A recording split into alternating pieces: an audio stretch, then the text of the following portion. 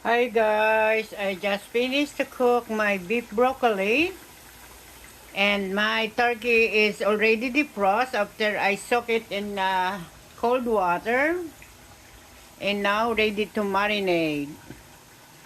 And this is cheating day. I'm making banana cue. I just bought frozen banana. And then I make it banana Q because my hubby is craving for banana Q.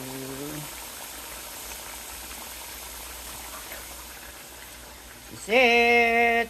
Donnie, if you want to come tomorrow.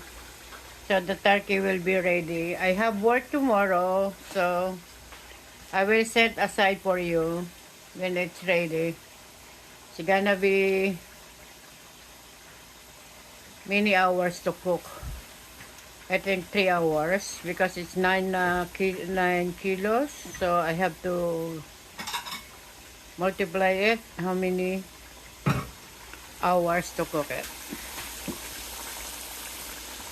And I have a lot of cake from my work tomorrow. Yesterday she gave me a lot of cake because she knows that